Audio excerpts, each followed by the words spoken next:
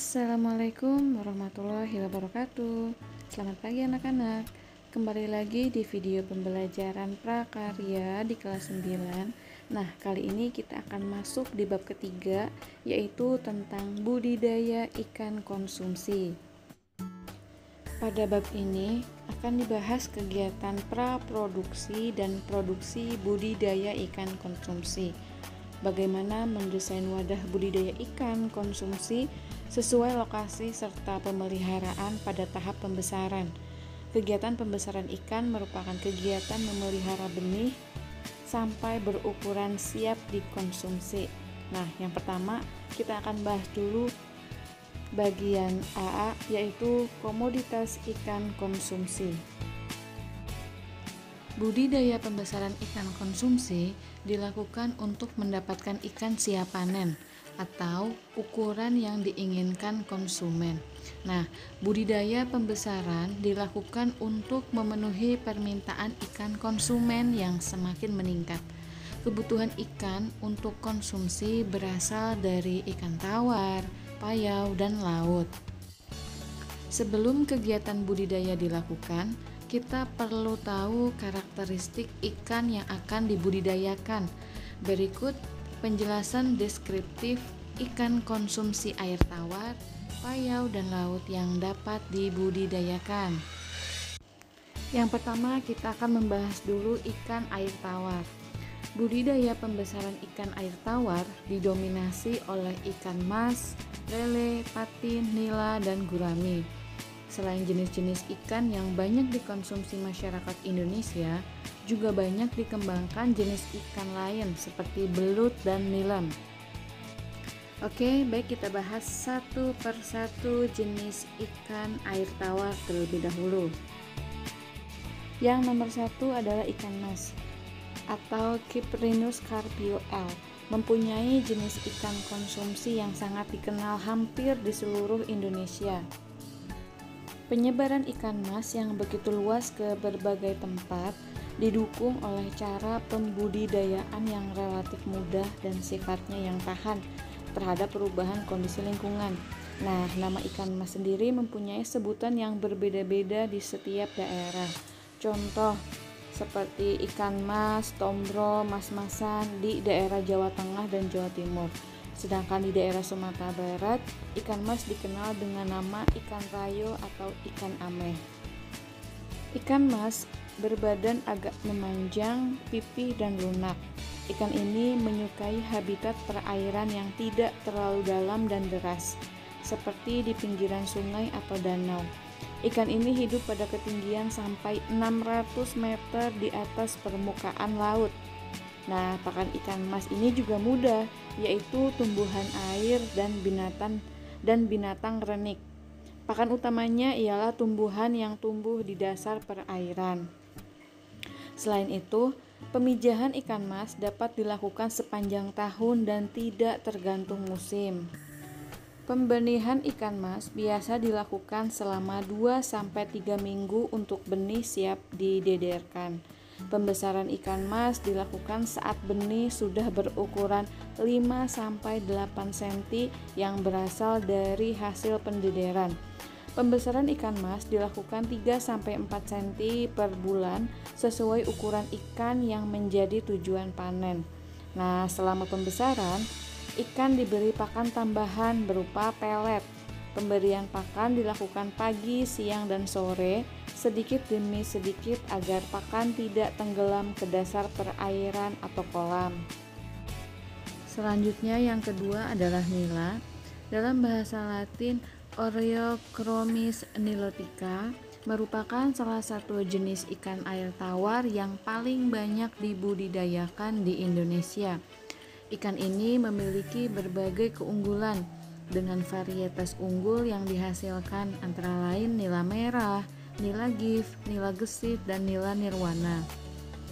Nila dapat dibudidayakan di berbagai wadah seperti kolam air tenang, kolam air deras, dan sawah. Bentuk badan ikan nila pipih ke samping. Warna tubuh umumnya putih, kehitaman, dan merah sehingga dikenal sebagai nila hitam dan nila merah. Nila dapat dibudidayakan di dataran rendah sampai pada ketinggian 1000 meter di atas permukaan laut. Pakan nila berupa plankton dan tumbuhan-tumbuhan lunak seperti hidrilla dan ganggang sutra. Nila dapat diberi makanan tambahan berupa pakan buatan.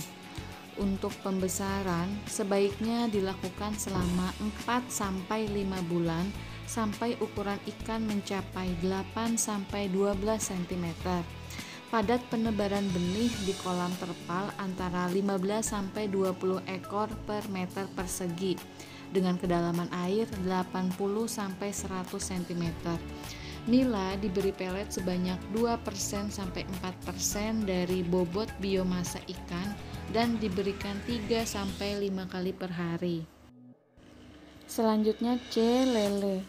Lele dengan nama latin Clarias sp. mempunyai bentuk tubuh memanjang, berkulit licin dengan kepala pipih, mulutnya berada di ujung terminal dengan 4 pasang sungut, sirip ekor dan perut membundar. Lele mempunyai senjata yang sangat ampuh dan berbisa, berupa sepasang patil yang berada di sebelah depan sirip dada. Selain sebagai senjata, patil juga dapat digunakan untuk melompat dari kolam atau berjalan di atas tanah. Walking catfish, nama lain dari lele.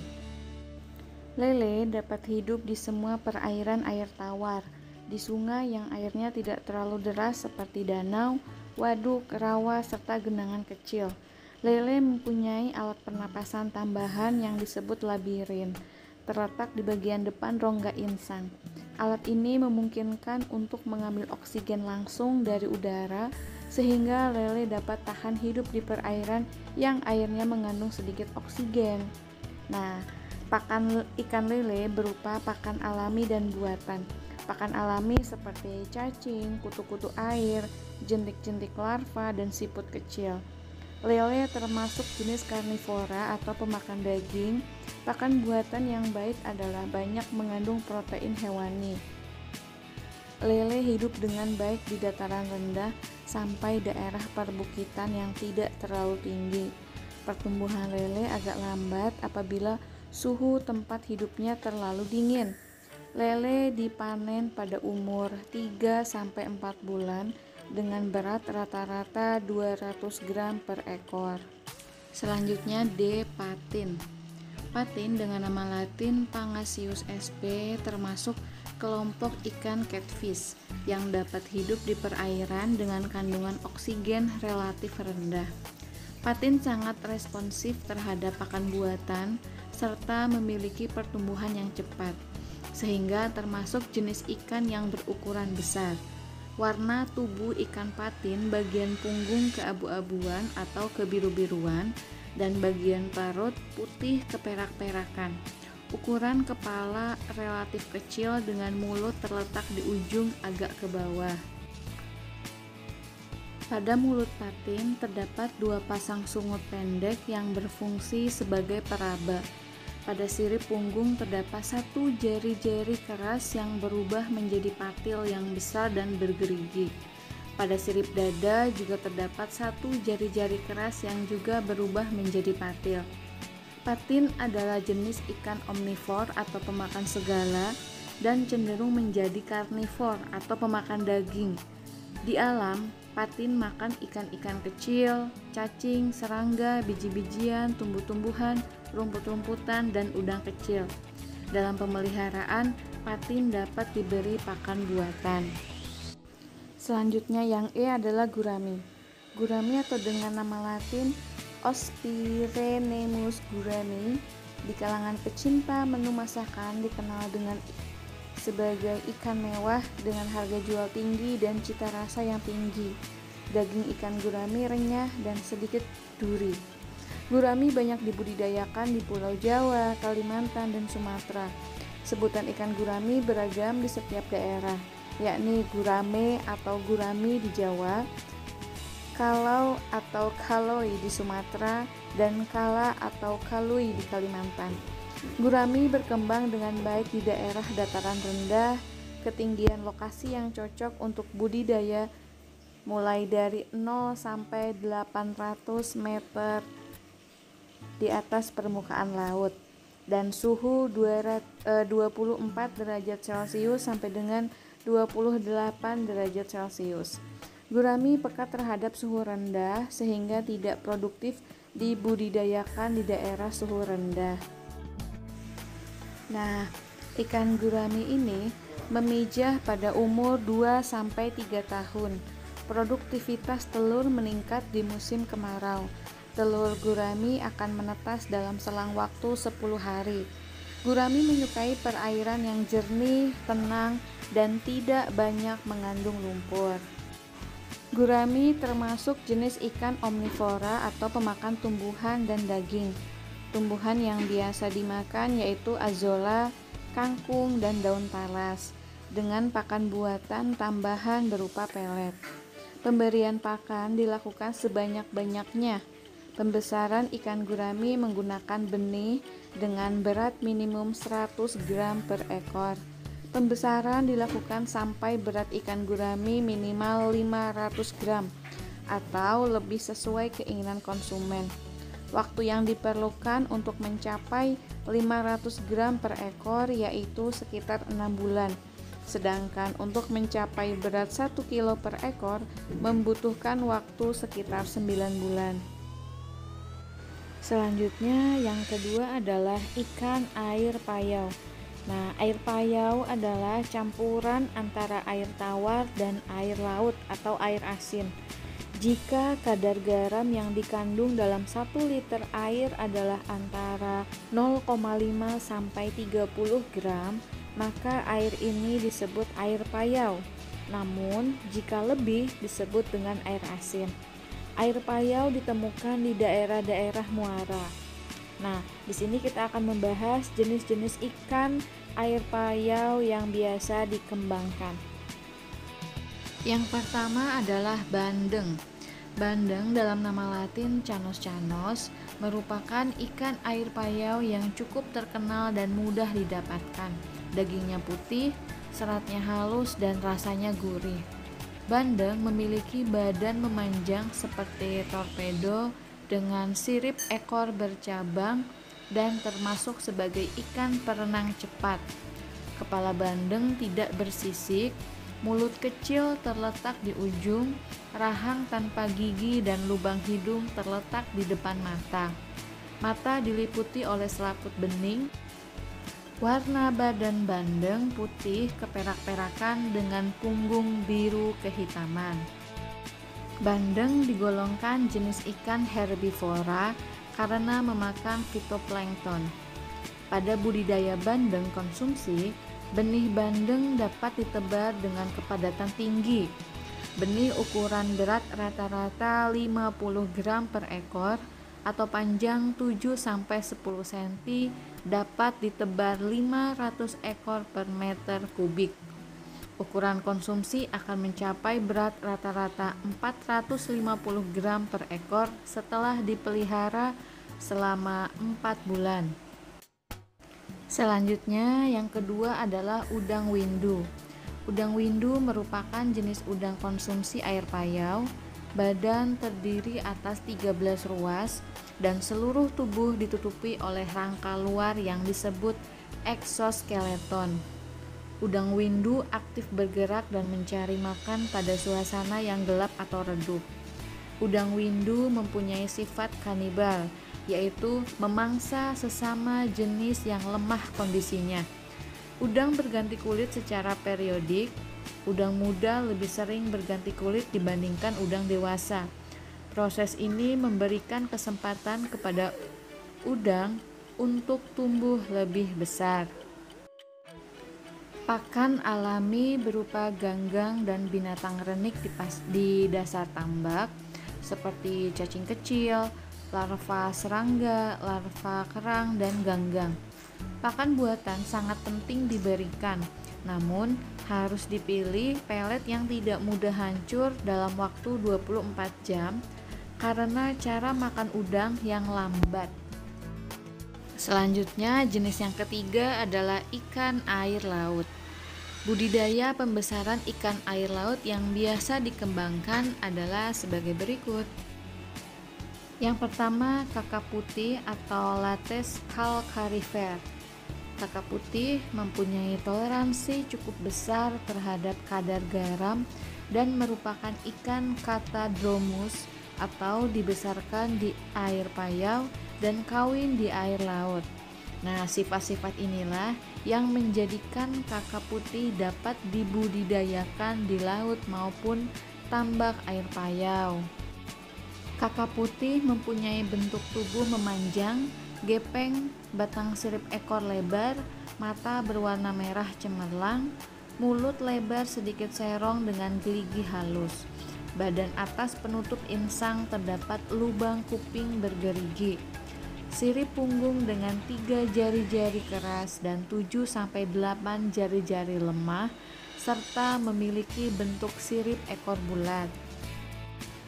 Benih ikan yang sudah mencapai ukuran 50-70 gram per ekor dari hasil pendederan selanjutnya dipelihara dalam keramba dengan padat tebat 50 ekor per meter kubik.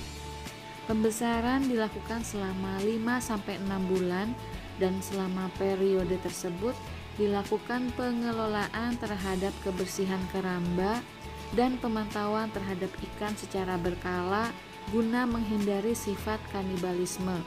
Pemanenan dilakukan setelah ikan mencapai ukuran kurang lebih 500 gram per ekor dengan membutuhkan waktu 5-6 bulan. Selanjutnya, jenis ikan yang kedua adalah kerapu.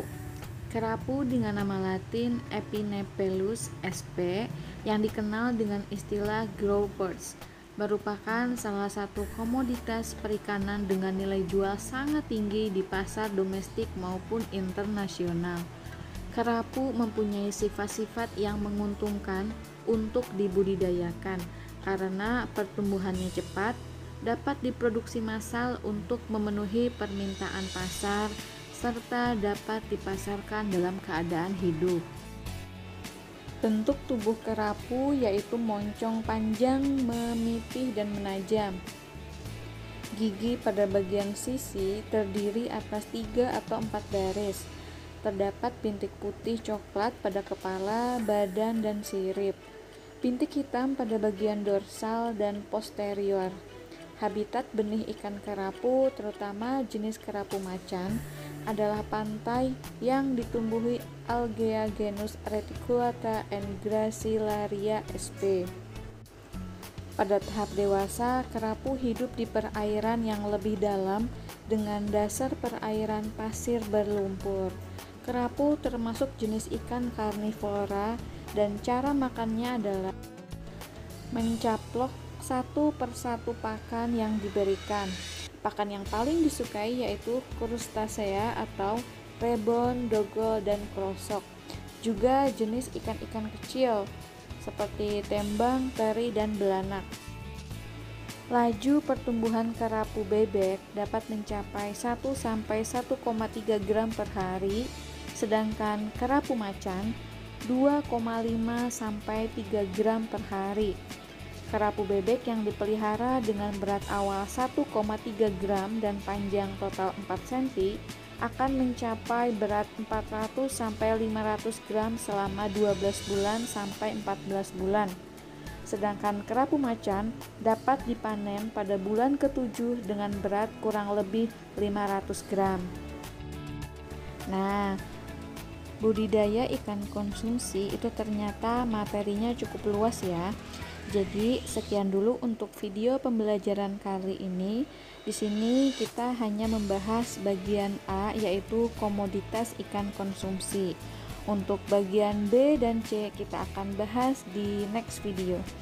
Ibu akhiri, wassalamualaikum warahmatullahi wabarakatuh. Thank you for watching.